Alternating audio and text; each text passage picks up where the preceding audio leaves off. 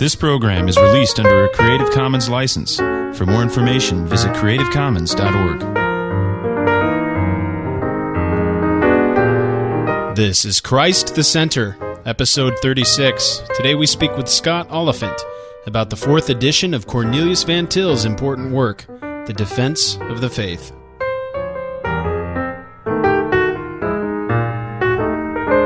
Welcome to Christ the Center, Doctrine for Life, a weekly conversation of Reformed theology. My name is Camden Busey, and today I'm joined by Jim Cassidy and Jeff Waddington, who are both at Calvary Orthodox Presbyterian Church in Ringgoes, New Jersey. James Dalzell, who is a PhD student at Westminster Theological Seminary in Philadelphia, Pennsylvania. And also our special guest today is Dr. Scott Oliphint, who is professor of apologetics and systematic theology at Westminster Theological Seminary, just outside Philadelphia, Pennsylvania. He's also the author of Reasons for Faith, The Battle Belongs to the Lord, as well as editing a new edition of The Defense of the Faith by Cornelius Van Til, Justified in Christ, an excellent book, and also Reason and Revelation, which he co-edited with Lane Tipton, and also contributor to the Theological Guide to Calvin's Institute, which we have been speaking about recently. Good morning, guys. It's a pleasure to have you. Good morning. Good morning. Good morning, Camden. Well, we're really interested today because we're talking about Dr. Cornelius Van Til and his great tome, The Defense of the Faith, which has been re-edited along with systematic theology and Christian apologetics in this PNR series. And we'll talk about that soon, but we first want to mention any new publications or conferences, anything that would be of interest to our listeners. Is there anything new out there? Well, there's to get us kicked off here, there's Eric Brisley has produced a guide to the writings of Herman Bavinck, but it's not out yet, sometime later this month. He's the same gentleman who did a guide to the writings of Van Til, which I think the bookstore still sells. If it's anything like his guide to Van Til, it'll be very thorough. Yes, very. Of course, there's that book, Reforming and Conforming, that's coming out at the end of the month, assuming that Crossway sticks to its timeline. That might be out by the time this airs, but keep your eyes open for that. Yeah. Right. Jeff, do you get royalties for your chapter in that book? We'll keep that off the air. Gets a gold star. There you go. Whoa. There's a really interesting book due out in this month. I keep forgetting we're in September already. Christ and Caesar, The Gospel in the Roman Empire and the Writings of Paul and Luke by Seyoon Kim, who is, you may be familiar with the fact that he is a critic of the new perspective on Paul. Is he still at Fuller Seminary? Is that right? I believe so. I believe that's correct. Okay. He's published at least, two other books? The Origin of Paul's Gospel, which is a purposeful echo of the writing, the book by Machen, The Origin of Paul's Religion. There we go. And then he did a book on the new perspective, critiquing it at some length. And this book looks like, it's not available yet, but it looks like it's going after N.T. Wright's ideas about Christ as Lord. Anyway, so it looks like it'll be an interesting title. Good. And then, maybe a footnote to that is also Francis Watson's new book, of which I think the subtitle is Beyond New Perspectives on Paul, or something like this, which will be he's an interesting critic of the new perspective from the British side. Because there used to be one. Right. If I remember correctly, used to hold to that view. Let's see. The Advent of Evangelicalism, which is a book that's already been published over in the UK under a slightly different title, which escapes me right now. But it's dealing with the thesis of David Bebbington, who's a well-known evangelical church historian. Is this the one edited by Michael Haken?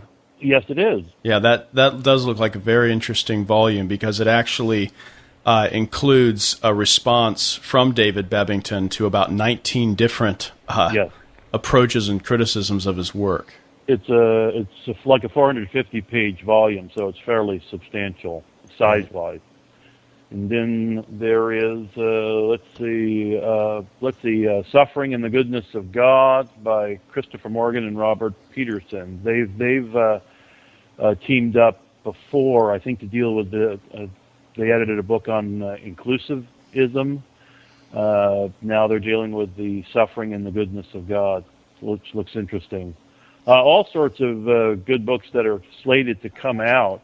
We've already mentioned, I think, The Whole Counsel of God by Richard Gamble. That's due out in November, the first volume of 3 that are slated to come out. Go ahead. Oh, yeah, I was just going to add, while I'm thinking of it, because you had mentioned Bavinck previously, there's also this huge, it seems to be a huge international conference on Herman Bavinck over at Calvin College and Seminary at the end of this month. Oh, really? Yeah, co-sponsored by the Free University and Princeton Seminary. Yeah, September 18th to the 20th. Yeah. That looks like that's going to be interesting. Yeah. Very much so. Speaking of Bavinck, there's also a new collection of about a 220-page book on the doctrine of salvation. I think it's going to be more accessible to lay readers coming out from Bavinck, particularly maybe highlighting the difference of his view on salvation from some of the presumptive regeneration found in Abraham Kuyper. That's coming out from Reformation Heritage. Maybe it's out already. Saved by Grace, okay. Yeah, right. That's the title. Maybe we should also bring up, if it's not too presumptuous, to give an early alert that there should be an apologetics reader, at least the first volume, coming sometime in the months ahead from Dr. Oliphint and Dr. Edgar at Westminster. Maybe Jeff or Dr. Oliphint could comment on that. I'll let the good doctor comment on that. Why do you call me good? Oh, okay. That's right. The doctor then. Yeah, it's volume 1 up to the Reformation. We hope to have it submitted by the end of this month with Jeff's help, and then we'll begin volume 2. So I would guess actual publication would be probably a year from now for the first volume. Okay. Yes, it's going to be phenomenal. Primary texts with helpful introductions. If you like what's being done with Van Til in the volume, for instance, we'll be discussing this morning, you will, I think, very much appreciate the anthology. Wonderful material. About how many pages do you anticipate the volume to be? Right now they're guessing 550 or so. Oh, okay. Wow. Per volume. Per volume, yeah. Right. Is that Crossway? And they're publishing it in hardback, so it'll be a nice, hopefully a nice reference tool. Good. Yeah. Nice. That sounds like something very valuable for comprehensive exams. Exactly. Yeah. And other things. Just make sure you know everything for comprehensive exam. Yeah, that's the key. Is there any new readings? Are there any new readings, should I say, in apologetics or systematics that you've been reading, Dr. Oliphint? Anything you'd like to mention?